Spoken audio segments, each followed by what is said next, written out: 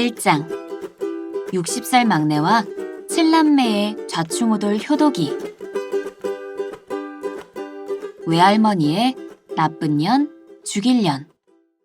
아이고, 언니, 나가 제명에 못 살 것 같단께. 다급하게 울먹이는 목소리가 엄마의 휴대전화를 타고 들려왔다. 둘째 이모였다.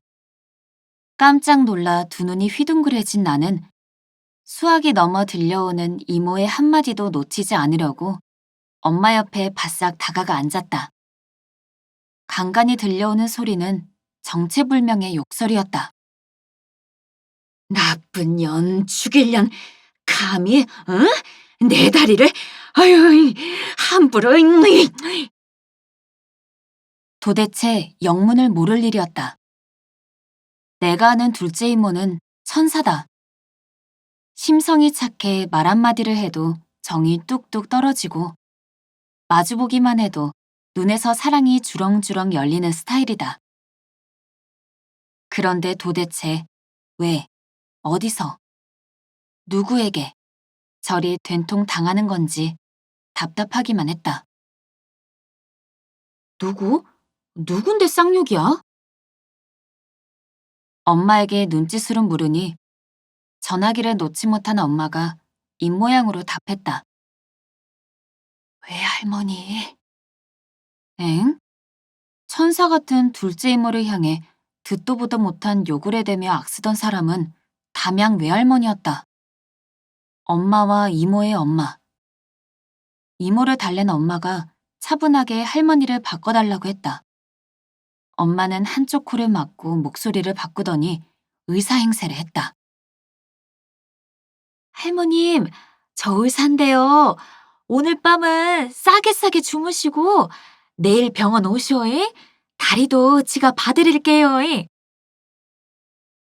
예, 선상님. 할머니를 진정시키는 엄마의 특단의 조치는 바로 의사 선생님이 되는 것이었다. 꼭 칭얼대는 어린아이에게 순경 아저씨가 잡으러 온다고 어르는 모양새다. 할머니는 언제 그랬냐는 듯 금세 진정을 찾고 얌전해지셨다. 신통방통하게 효과가 있었다. 다리 깁스를 풀어달라고 소리 지르는 할머니를 안정시킨 뒤 엄마는 이모에게 내일 요양보호사님이 오는 시간에 꼭 나가서 산책하라는 당부를 잊지 않으셨다. 지난 6개월간 할머니를 24시간 병간해온 엄마는 탈출이 필요하다며 나에게 3박 4일간의 여행을 온 참이었다. 엄마는 할머니의 병원 치료와 치매 간병으로 몸과 마음이 지쳐 있었다. 엄마는 공식적으로 치매 간병 해방 여행을 선언하며 잠시 동생들에게 할머니를 부탁했다. 덕분에 서울 사는 둘째 이모에게 효도할 기회가 돌아왔다. 이날은 엄마가 잠시나마 꿀맛 같은 여유를 누리는 첫날이면서 둘째 이모가 혹독한 신고식을 치르는 날이기도 했다. 그나마 최근 들어 일주일에 5일, 낮에 2시간 30분 동안 자유시간이 생긴 건 재가복지센터에서 요양보호사를 보내주기 때문이었다. 엄마는 그 시간 동안 이모에게 집 밖으로 나가 꼭 쉬라고 당부했던 거다. 그 시간이 얼마나 어렵게 얻어낸 어마어마한 시간인지 모른다고. 엄마는 뭔가에 맞서 싸워 자유를 쟁취한 투사처럼 말했다. 엄마가 들려주는 간병 이야기는 거의 무용담이었다. 의학 용어는 아니지만 전날까지 할머니를 돌보았던 엄마가 만들어낸 단어, 과격 행동 발작이 모든 상황을 단박에 이해시켰다. 엄마가 진단한 할머니의 발작은 1, 2주에 한 번씩 심하게 온다. 다행인지 불행인지 엄마가 간병 해방 여행을 오신 날 발작이 시작되었고 하필이면 둘도 없이 착한 둘째 이모가 제대로 걸린 모양이었다. 전화를 끄는 엄마가 성악설까지 들먹이며 할머니의 증상을 묘사했다. 발작이 있을 때마다 사람이 완전히 달라지는 게 눈빛도 표독하고 악의 힘도 세지는 모습을 보면 도덕 시간에 배운 사람이 악하게 태어난다는 철학자의 말이 100번, 1000번 옳은 것 같다고 했다. 특히 어디서 오는지 모를 초인적인 힘을 끌어모아 누구에게든 가리지 않고 험한 말을 섞어가며 도끼를 쏟아낸다는 것이다. 둘째 이모의 치매 돌봄 신고식은 욕이 속사포 랩처럼 쏟아지는 힙합 공연 같았다. 할머니의 치매가 처음 나타난 것은 대략 10년 전으로 추정된다. 그때 할머니는 누가 자꾸 호미를 훔쳐간다고 가족들에게 역정을 내셨다. 하지만 호미는 줄기는커녕 자식들이 들를 때마다 새로 사들고 가는 덕에 오히려 늘어만 갔다. 그래도 지난해까지는 끼니를 챙기거나 용변을 보시는 등 혼자서도 기본적인 생활을 하시는데 전혀 무리가 없을 정도로 가벼운 치매 환자셨다. 게다가 담양할머니 댁과 가까운 광주에는 7남매 중 첫째, 셋째, 넷째, 다섯째 딸이 살았다. 딸들, 그러니까 내 이모들은 할머니가 밥과 국은 잘 챙겨 드시는데 반찬은 제대로 못 챙겨 드시는 게 안타깝다며 일주일에 서너 번씩 할머니 댁을 찾았다. 일주일에 하루는 다 함께 할머니를 모시고 목욕탕을 가거나 텃밭 정자에서 삼겹살 파티를 하곤 했다. 이렇듯 작년까지는 비교적 큰 희생 없이 치매를 앓으시는 할머니를 보살필 수 있었다. 할머니를 24시간 돌볼 만큼 치매가 깊어진 5cm 사건 전까지는 할머니도 칠남매도 모두가 평화로웠다. 벼랑간에 나쁜 년 죽일 년이 된 둘째 이모의 전화로 엄마와 나는 할머니에서 치매, 죽음으로 자연스럽게 대화를 이어가게 되었다. 엄마는 할머니의 치매를 바로 옆에서 지켜보며 종종 당신의 죽음을 비추어 본다고 고백했다. 그러면서 엄마의 죽음과 죽어감을 지켜보아야 할 나를 염려했다. 살아온 날보다 남은 날이 더 적기에 엄마는 남은 삶을 죽음 쪽에서 바라보는 듯 했다. 엄마는 이야기를 더해가면서 보이지 않던 당신의 죽음에 하나둘 구체적인 옷을 입히기 시작했다. 나가 만약 의식 없이 중환자실에 가게 되면 쓰잘데기 없는 생명 연장은 하지 마라잉. 그동안 수없이 봤지 않냐. 심장이 멈추면 심폐소생으로 살려내불제, 숨 못 쉬면 산소 호흡기를 꼽아서 또 살려내분단께. 근께 그런 거 절대 꼽지 마라잉. 응? 산소 호흡기를 꽂지 말라고? 산소 호흡기라는 게, 아이고, 꼽기는 쉬워도 도로 빼기는 어렵지. 그치. 그거 꽂자고는 누구나 말해도 빼자고는 누가 감히 얘기할 수 있겠어. 그랑께 아예 꼽을 생각도 하지 마라잉. 그러고 그 결정은 네가 해야 한다잉. 나?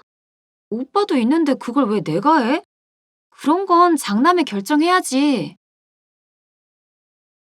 야야, 우리나라에서 장남은 주위 이목 때문에 그런 결정을 못 해불어. 또 며느리는 어떤 의견을 내건 입방아에 오르니 결정 못 해불어야. 딸인 네가 해야 하는 일이다. 알겠냐?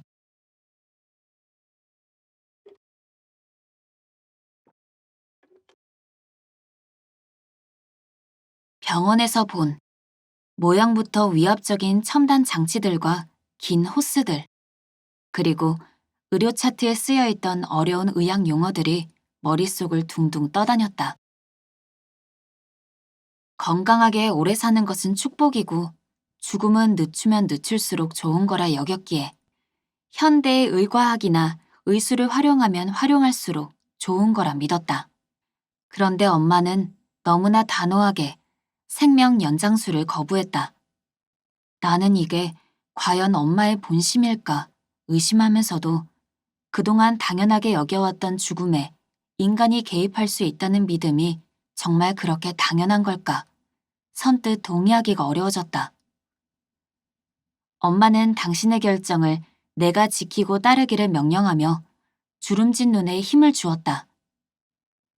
죽음 앞에 이렇게 비장하기가 꼭 독립투사가 거사를 준비하는 것처럼 거창해 보였다. 야, 있냐. 산소호흡기 꼽으면 말을 못 해불잖냐. 이보시오, 의사 양반. 내가 이만 죽고 싶으니 나를 그만 보내주시오. 이 말을 우째 전달하겠냐. 혹시 내가 너희들한테 미안했던 일이 생각나 사과하고 싶어도 그것도 할 수가 없을 거 아니여. 입을 막아버린께. 엄마, 전에 잠수종과 나비라는 실화 영화에서 본 건데 전신마비 환자가 눈으로 대화를 하더라고. 우리도 왼쪽 눈을 한 번 깜빡이면 기억, 두 번 깜빡이면 니은. 이렇게 자음, 오른쪽은 아, 야, 요, 모음이라고 정하자. 연습해볼까? 얼척없다며 웃던 엄마가 눈을 두어 번 찡긋하다가 살짝 경련이 왔는지 밥 먹었냐고 한마디 하다가 숨 넘어가겠다며 손을 내저었다. 그리고 병원 중환자실은 면회 시간이 정해져 있으니 당신이 기운이 나서 말하고 싶어도 병원이 그 시간을 못 맞춰주지 않겠냐고도 했다. 무엇보다도 어느 침대에 있는지 찾지도 못하게 죄다 똑같은 모습으로 줄줄이 누워 마지막을 기다리는 중환자실에서 어디로 연결되는지도 모를 튜브를 주렁주렁 단 채 눈만 끔뻑끔뻑하는 외계인처럼 기억되기는 싫다고 했다. 그러고 보면 치료 효과 없이 생명만 연장하는 생명 연장술은 못 떠나는 자도 안타깝고 못 보내는 가족도 안타까운 시간만을 연장하는지도 모르겠다. 엄마, 보통 그런 순간이 오면 가족 간의 의견이 많이 갈리잖아. 드라마만 봐도 울고불고 난리던데. 마지막에 효도 한번 하고 싶은 마음은 알제. 꼭 불효 자식들이 더 그래야. 그동안 한 짓이 미안해서리. 근데 엄마들은 괜찮여. 그냥 보내줘 버려야. 너무 슬프니까 그러지. 나만 죽냐? 다 죽는 기제. 눈덩이같이 불어나는 병원비는 또 어찌할 거냐. 남은 자식들 불쌍해서리. 나는 병원 VIP 되기는 싫다. 무슨 백화점도 아니고. VIP 고객? 말 되네. 죽어도 못 보낸다고 하면 간단한 방법 이시야. 반대하는 자식한테 앞으로 발생하는 병원비를 다 내라고 하면 바로 생각이 바뀌어 볼걸? 3박 4일간의 짧은 여행이었지만 나는 엄마 옆에 꼭 붙어서 오래도록 잊지 못할 많은 이야기를 나눴다. 그것도 어렵고 무거운 주제인 죽음에 대해서. 평소 같으면 불편하고 민감해서 피했겠지만 엄마는 종종 무슨 생각을 하는지 모를 표정을 짓는 할머니를 돌보며 매일 죽음이 던지는 물음을 마주했을 것이다. 그래서 오늘 죽음을 말하는 것이 얼마나 중요한지, 그리고 그렇게 말할 수 있다는 것이 얼마나 감사한 일인지, 엄마와 나는 말로 하지 않으면서도 온 마음을 다해 말하고 있었다. 죽음에 관해 낯설면서도 뭉클하고 귀여우면서도 어딘가 상쾌하기까지 한 엄마의 생각과 말들은 그 어떤 죽음에 관한 철학적인 이야기보다 내 마음에 깊은 각인을 남겼다. 엄마가 90이 넘으면 나는 지금의 엄마를 기억해내고 엄마가 들려주신 이야기를 떠올리며 크고 작은 선택을 하겠지. 그때 나 잘할 수 있을까? 황천길 될 뻔한 5cm 효도. 엄마가 치매 간병 해방 여행을 온 둘째 날, 6개월간의 긴 여정을 풀어냈다. 할머니는 치매를 10년간 알아오셨어도 별 문제 없으셨다. 그러다 갑자기 심해지신 가장 큰 이유는 넘어지면서 다리가 부러지셨기 때문이었다. 6개월 전, 7남매 중 막내이자 작은 아들인 작은 삼촌이 담양에 내려왔을 때 할머니 댁 안방으로 들어가는 미닫이 문이 드르르 턱 하고 걸리면서 잘 열리지 않았다. 엄마는 그날을 아직도 원통해했다. 미닫이 문을 고친담서 문턱을 5cm 높여놨단께? 그것이 이 전쟁 같은 나날의 시작이 돼버렸징. 결국 다리가 부러져 수술했단께. 그리고 바로 치매가 심해져 버렸시야. 회색 장발에 웨이브 머리에 뿔테 안경을 써서 영화배우처럼 멋진 서울 작은 삼촌은 할머니를 생각해서 통 크게 보수공사를 했다가 그만 낭패를 봤다. 90대의 노화에 접어든 노인에게는 그 정도 문턱도 위험하다는 것을 잘 몰랐던 60대 막내의 효도였다. 삼촌은 뜻하지 않은 결과로 체면을 다쳤고 엄마는 간호 스트레스로 마음을 다쳤고 둘째 이모는 과격한 속사포 욕으로 할머니에 대한 기억을 다치고 있었다. 사실 문턱만은 아니었다. 부엌 전등이 오래돼서 안 보인다고도 했더니 작은 삼촌은 통 큰 효도의 일환으로 세련된 간접 조명등을 달아놓았다. 시골집에 간접등이 웬 말이냐며 엄마는 눈이 더 침침했단다. 다시 안방과 부엌 전등을 LED 등으로 해달라는 부탁에 작은 삼촌은 안방 전등만 갈고 갔다. 몇 주 후 들른 큰아들, 큰 삼촌도 마찬가지였다.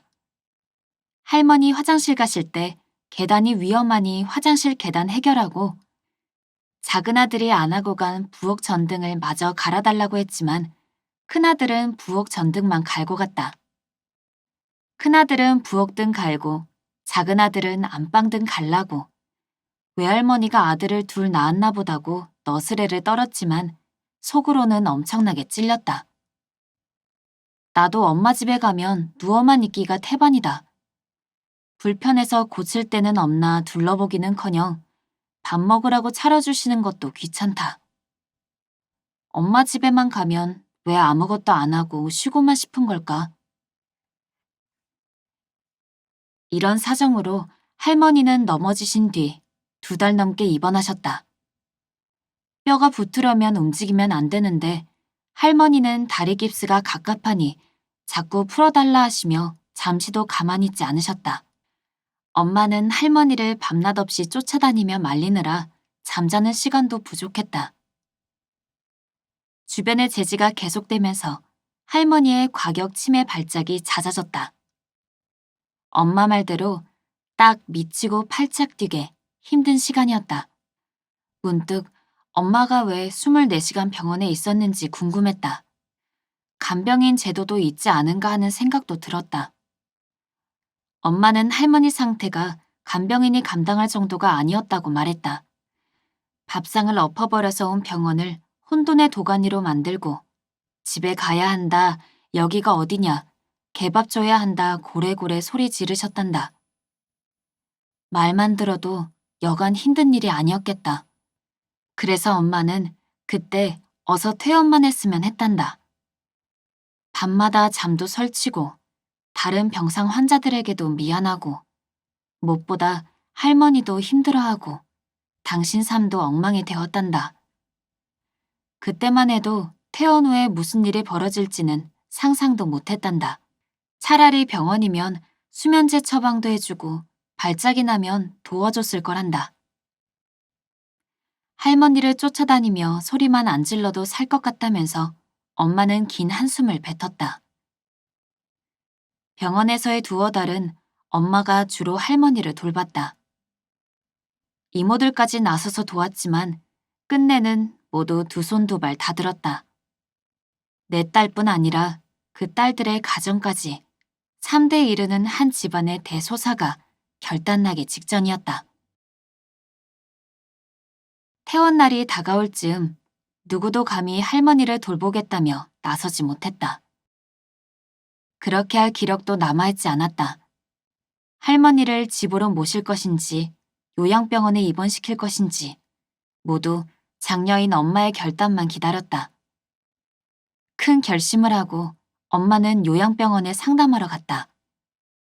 상담 후 엄마는 생각을 완전히 바꿨다. 요양병원은 아직 아닌 것 같더라고. 왜? 그냥 보살피기만 하는 게 아니라 치료도 받을 수 있게 해주잖아. 본께 치매 동반 환자라고 해도 규칙적인 간호밖에 받을 수 없디야. 환자가 호출한다고 의료진이 싸게 달려가거나 문제 행동을 사랑과 정성으로만 대하는 건 아니라고 솔직하게 얘기해주더라고. 요양병원이라도 모든 치매 환자를 잘 돌보기는 어렵구나. 치매는 다른 병과 달라서 정상 간호가 불가능하디야. 기저귀 채워 병상에 묶어두는 경우도 있다잖냐. 아직 멀쩡할 때도 있으신 할머니가 가만히 계시겠냐? 그렇게 할머니는 깁스를 한 채로 요양병원이 아닌 원래 사시던 집으로 퇴원하셨다. 치매 과격 발작으로 겁나게 정이 떨어지더라도 엄마가 할머니를 서너 달이라도 집에서 모시기로 마음먹은 건 동생들한테도 마지막 효도할 기회를 주고 싶어서였다고 했다. 그래도 돌아가시기 전에 한 번은 가족의 돌봄을 받으셔야 하지 않겠냐고. 할머니는 30분마다 내 다리가 왜 이러냐고 물으셨다. 시도 때도 없이 깁스를 잘라야 하니 가위나 칼을 가져오라고 고함을 질렀다. 뼈는 붓기가 무섭게 다시 벌어졌다. 목소리는 어찌나 큰지 90대 노인이 맞나 싶었다. 할머니에게 세게 얻어맞아 엄마 팔뚝이 시퍼렇게 멍들었을 때도 있었다. 노인네가 앞뒤 사정없이 오지게 때리니 피할 방도가 없었단다. 내 부모인데도 천불이 나고 말 안 통하는 사춘기 자식 같아 등짝을 한 대 때리고 싶을 정도라고 엄마는 털어놨다. 그래서 할머니 돌아가실 때까지 집에서 모실 계획인 거야? 지금은 아무것도 장담 못해야. 나도 처음 겪는 일이니 일단 2개월만 해보려고 했지. 다리뼈가 붙을 때까지만이라도. 혼자 화장실은 가셔야 요양병원에 가시더라도 대호가 안 낫겠나 싶더란께. 그러네. 대소변을 못 가리시는 건 아니고 다리가 불편하신 거니까 화장실 가는 거를 누가 도와드려야 하네. 아직은 기저귀를 차거나 병상에 묶이는 단계는 아닌께. 할머니가 애먼 소리 하다가도 한순간에 맨정신으로 돌아오셔야. 너 아까 참에 말한 거랑 다르다고 따지면 할 말이 없단께. 갑자기 멀쩡해져 불어. 어쨌든 5cm 사건 덕분에 할머니 댁은 제대로 공사에 들어갔다. 엄마는 할머니가 회복이 잘 안 되시는 연세라 엉덩이 뼈라도 부러지는 날이 또 오면 그때는 할 일 없이 돌아가실 거라고 걱정했다.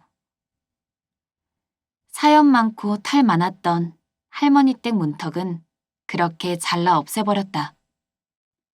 없애는 김에 낡은 철 대문의 아래쪽 틀도 시원하게 잘라냈다. 10여 년 전 할머니가 홍학처럼 한 발로 선 채 양말을 신으시는 모습을 보고 놀랐던 게 기억난다. 나도 한 발로는 중심을 잘 못 잡아 의자에 앉아서 양말을 신는데 말이다. 그랬던 할머니도 세월은 피해가지 못하셨다. 누군들 그럴 수 있으랴. 40대인 나는 작은 글씨가 안 보이기 시작했다. 70대 엄마는 계단을 오르내리는 게 힘들다고 한다. 90대 할머니는 5cm 문턱에 걸려 넘어지셨다. 누구도 피할 수 없는 노화가 불편으로 느껴지는 이유는 우리 생활터전이 젊은 시절에 멈춰있기 때문은 아닐까? 젊음이 정상이고 늙음은 그렇지 않다는 식의 부정적인 뉘앙스를 담고 있는 공간이나 디자인은 조금만 주위를 둘러봐도 널려 있는 것 같다. 우리가 평생 어쩌면 죽을 때까지 공부하고 이해하는 것이 있다면 모두가 지나온 젊음이 아니라 다가오는 늙음일 것이다. 100세가 되면 어떤 것들이 필요하게 될지 궁금해진다. 누구도 피할 수 없는 노화가 불편으로 느껴지는 이유는 우리 생활터전이 젊은 시절에 멈춰있기 때문은 아닐까? 우리가 평생, 어쩌면 죽을 때까지 공부하고 이해하는 것이 있다면 모두가 지나온 젊음이 아니라 다가오는 늙음일 것이다. 송씨 일가의 효도불량 포인트제. 엄마의 간병 해방 여행 셋째 날. 나는 귀찮을 정도로 엄마에게 이것저것 질문을 쏟아냈고 엄마는 평소 무심한 듯하던 딸의 관심에 신이 났다. 이모 삼촌들과 주고받은 가족 톡방 메시지를 일일이 보여주며 효도불량 포인트제라는 걸 설명할 때는 과제를 잘 끝내서 칭찬을 조르는 유치원생 같았다. 간단히 말해 간병 시간을 포인트로 쌓아 효도한 양을 측정하는 거다. 사실 할머니 퇴원 직후 카톡방을 전에 없이 조용했다. 아무도 적극적으로 간병에 대한 의견을 내거나 계획을 묻지 않았다. 담양 외할머니는 7남매를 낳으셨다. 그 시절 어르신들이 다 그렇듯 할머니가 워낙 큰아들 큰아들 하니까 늘 못 얻어먹는 딸들이야 그러려니 하고 살았다. 할머니가 둘째 아들을 딸들과 똑같이 취급하는 바람에 누나들은 작은 삼촌을 자신들과 같은 줄이라고 놀리기도 했다. 할머니가 쏟는 사랑을 서열로 매기면 1등은 큰아들, 그 다음은 딸 1번, 2번, 3번, 4번, 작은 아들, 그리고 딸 5번 순이다. 큰아들, 작은 아들, 딸 2번은 서울에 살고 딸 1번, 3번, 4번, 5번은 광주에 산다. 할머니와 가까이 사는 딸들 위주로 간병이 주로 이루어졌다. 간병 리더이자 딸 1번인 우리 엄마가 머리가 터지도록 간병 스트레스를 받던 어느 날, 카톡방에 외할머니의 애칭인 이 여사와 사랑을 나누며 효도를 하라는 메시지를 큰아들을 향해 날렸다. 다음 주에는 월요일에 와서 토요일까지 이 여사랑 사랑을 나누시구랴. 카톡방은 왠지 더 조용했다. 그러자 엄마는 다시 치매 간병이 효도가 아닌 의무라는 메시지도 던졌다. 각자 효도 분량을 체크해보는 시간을 사실은 효도가 아니고 의무더라고. 효도 분량 포인트제 들어간다잉. 드디어 서울 큰아들은 카톡방이 아닌 개인톡으로 입을 떼면서 간병 기간을 줄여보고자 애교 기술 들어갔다. 큰언니, 일주일 너무 길어요. 좀 줄여주세요. 동생의 애교에 엄마는 기간을 할인해 주었다. 좋아, 통 크게 쓴다. 2박 3일. 됐수? 야간 간병을 유독 힘들어하는 딸 3번이 눈치껏 깜찍한 문자를 보냈다. 난 1박으로 땜빵 들어갈게요. 땜빵 원하면 말씀해 주세요. 급땜빵도 환영할게요. 그리고 낮에 5시간 이상도 계산해 주세요. 의무 실적. 큰아들은 일주일 간병을 2박 3일로 줄이는 데 성공했다. 저녁 이후에는 간병을 하지 않는 딸 3번은 낮에 5시간 이상 간병한 것도 실적이니 포인트에 넣어달라고 다짐을 받았다. 들을수록 효도불량 포인트제는 진짜 기발했다. 나는 이런 제도는 국가가 나서서 전 국민에게 보급해야 한다고 너스레를 떨었다. 엄마는 쑥스러워하면서 효도를 억지로 시키기도 그렇고 해서 고민을 많이 했다고 말했다. 사실 엄마에게 효도불량 포인트제의 아이디어를 준 다른 가족의 사례가 있었다.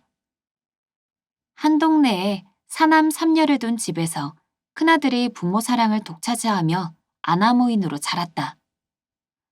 그러다가 어머니가 암에 걸렸는데 큰아들은 모른 척했고 종종 고향에 내려와 돈을 갈취해갔다. 결국 어머니가 돌아가셨고 병간호를 도맡았던 큰딸이 장례 절차를 주관하겠다고 했다. 역시나 장남이 노발대발 난리를 피웠다. 하지만 늘 제멋대로이던 장남에게 동생들이 반기를 들었고 장례식도 재산 분배도 큰딸이 맡게 되었다. 재산에 부의금까지 더해서 분배하면서는 엄마가 투병하실 때 효도한 정도를 따져서 분배했단다. 기준은 용돈, 방문, 외식, 음식, 병원, 전화 등 10개 항목으로 정하고 각각의 횟수를 철저하게 조사했다고 한다. 유산 분쟁은 어느 집이나 뒷말 안 나오게 하기가 어렵다. 그런데 효도한 기여도에 따라 합리적으로 나누었다는 이야기는 엄마에게 좋은 해결책의 아이디어를 주었다. 실제 이 가족은 전화국에서 데이터를 받고 카드 사용 내역도 조사해서 최대한 증빙 자료를 모았다고 한다.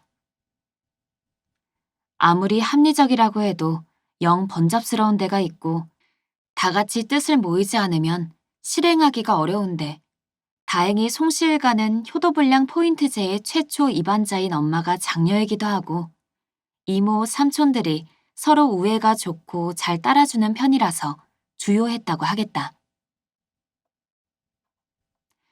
효도불량 포인트제에 대한 내 상찬이 이어지자 엄마는 하는 김에 자랑을 더 이어갔다.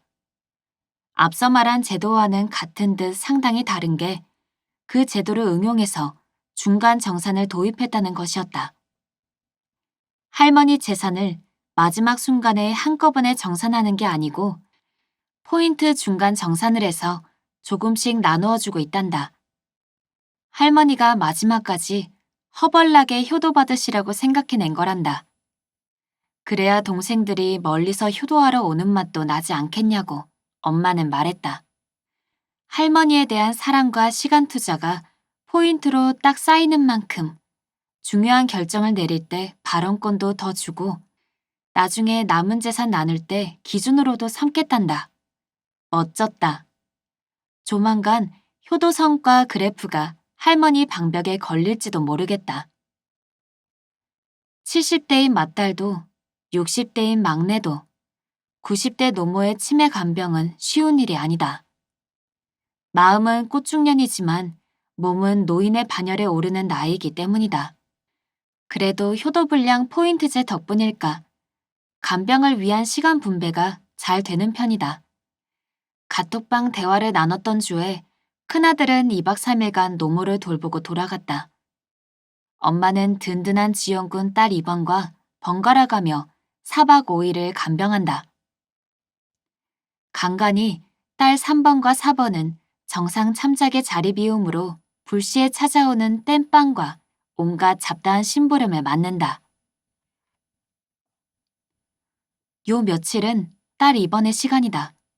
딸 2번에게 엄마는 감사 금일봉을 매달 주기로 공표했다. 천성이 착한 둘째 이모는 극구 사양했지만 엄마는 다른 형제자매의 감사를 받아야 한다며 기어이 그 돈을 선물했다. 시간 맞춰 돌보미를 배정하고 집계하는 것도 일일 텐데 그래도 엄마는 효도할 형제자매가 많아 배정할 인원이 많은 게 큰 축복이라며 웃으셨다. 참 신기하다. 효라는 것은 원래 형체 없는 개념일 뿐인데 엄마가 들려준 효도불량 포인트제를 접하고 나니 손에 잡히는 뭔가가 된 것 같다. 따뜻한 피와 살로 이루어진 무게를 지닌 것이란 느낌이 들었다. 진자리 마른 자리 가라니신 부모님의 자리를 봐드리고 손발이 다 닳도록 고생하신 부모님의 손발이 되어드리는 것. 그리고 멀어지면 식어버리는 것이 바로 효가 아닐까. 하지만 집구석 뚝배기 개수까지 훤히 다 아는 형제간이기에 강요하기에 부담스럽고 강요받기는 더 부담스러운 것 또한 효다. 누구 한 사람의 희생을 강요하지 않고 각자의 처지와 형편을 고려해 자율적으로 실천하게 한다는 점에서 이 제도가 더 와닿았다. 송신의 칠남매가 효로 포인트를 쌓고 용돈까지 나누는 것은 자발적인 임무 수행에 참여하며 서로 유대감을 돈독히 하는 일종의 문화로 자리 잡고 있다. 그렇게 가족들은 함께 아름다운 가풍을 만들어가고 있다. 그렇지만 무엇보다도 이 제도가 할머니의 남은 삶을 한 뼘 더 행복하게 만들기를 바란다. 한때 조용했던 카톡방이 앞으로도 쭉 애교와 포용과 웃음으로 시끌벅적하기를. 효도불량 포인트제는 마지막에 정산하는 게 아니고 포인트 중간 정산을 한다. 할머니가 마지막까지 허벌나게 효도 받으시라고 엄마가 생각해낸 거란다. 또 그래야 동생들이 멀리서 효도하러 오는 맛도 나지 않겠나. 멋지다. 조만간 효도 성과 그래프가 할머니 방 벽에 걸릴지도 모르겠다. 골방에 숨긴 50리터 쓰레기 봉투가 유품? 아이고, 참말로 못 살겠네. 언니, 어머니가 어찌 그것을 발견하셨을까? 엄마의 간병 해방 여행 마지막 날. 아침 일찍 둘째 이모에게 다급한 전화가 왔다. 해방이 무색해 보였지만 그래서 더 해방이라는 이름을 달고 온 엄마의 심정이 크게 와닿았다. 웜에 어머니 시선을 딴 데로 돌리고 옷을 저자가 안 보이는 대로 감춰불어라잉. 목소리도 허벌나게 우렁차불어. 아직도 소리 지르시넹. 일단 휠체어를 타고 동구 밖으로 나가자고 해야 관심을 집 밖으로 돌려불어. 휠체어는 죽어도 안 타신다고 고집이시단께? 어쩌을까나 참말로. 그럼은 마을 회관에 있는 의자 달린 보행 보조기를 빌려와서 직접 끌고 가자고 해봐라잉. 자타공인 치매 간병 베테랑인 엄마는 할머니한테 욕먹고 있는 이모에게 막힘없이 지령을 내렸다. 할머니의 나쁜 년, 즉 천사 같은 둘째 이모의 죄목은 들키지 말아야 할 것을 들킨 죄였다. 바로 50리터 쓰레기 봉투에 차곡차곡 담겨있던 할머니 옷들이었다. 할머니가 안 입고 안 쓰는 물건을 평소에 정리해두려고 발견될 때마다 할머니 방과 가장 멀찍이 떨어져 있는 작은 방에 몰래 모아두었다. 그런데 다리 골절이 좀 나아지신 할머니가 혼자 화장실에 드나드시다가 앞불싸 자기 옷과 물건이 가득 담긴 쓰레기 봉투를 발견하신 것이다. 할머니 옷들? 버릴 게 많아? 옷은 일도 아니어야. 아무것도 못 버리게 하니께 물건이 쌓였제. 싸게 정리해야 하는데 많아도 칭하게 많아. 광복 이후 고리 쪽부터 쓰던 것도 있으니께. 하긴 한 자리에서 90년을 넘게 사셨으니 오죽 물건이 많겠어. 큰께 내가 틈만 나면 안 쓰는 거를 모아서 버릴라 한디 둘째가 나 대신 들켜버렸네. 외할머니는 물건 버리는 것을 죄악시하던 옛날 사람이다. 할머니 집에 가면 박물관에서만 보던 골동품이 많다. 무쇠다리미, 화로, 농사기구들, 배틀 짜던 소품들. 모두 할머니의 삶과 역사가 녹아있는 물건들이다. 심지어 내가 아주 어릴 때부터 봐온 건데 그 자리에 그대로 먼지만 쌓인 물건도 있다. 버리는 것은 없고 쌓이기만 하는 살림에 비밀 작전까지 펼쳐가며 조금씩 내다버리는 것이 할머니를 돌보는 엄마의 할 일에 추가되었다. 그렇다고 해도 할머니로서는 아직 쓸만하고 오래 정든 물건들이 쓰레기 봉투에 들어가 있으니 오죽 화가 나시겠는가. 나 같아도 선물 받았거나 아끼던 물건을 버리면 화날 것 같다는 생각이 들었다. 하지만 할머니는 이제 어디에 뭐가 있는지, 무슨 의미가 있는 물건인지 기억도 못 하신단다.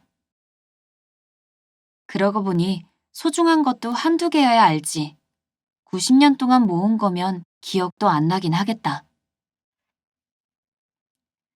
엄마는 나이 들면 쓰는 물건만 쓰지 안 쓰는 건 아예 손이 안 간다며 1년 동안 한 번도 안 쓴 물건은 버리는 게 낫다고 했다. 혹시라도 자식들에게 물려주라고 하시는 게 아닐까 물었지만 엄마는 그게 자기한테만 소중하지 다른 사람한테는 그냥 의미 없는 쓰레기일 경우가 많다고 말했다. 하긴 쓰레기를 유품으로 남겨주면 누가 좋아하겠는가. 엄마는 버리는 것도 미리미리 해두는 게 여러모로 마음 편하다고 덧붙였다.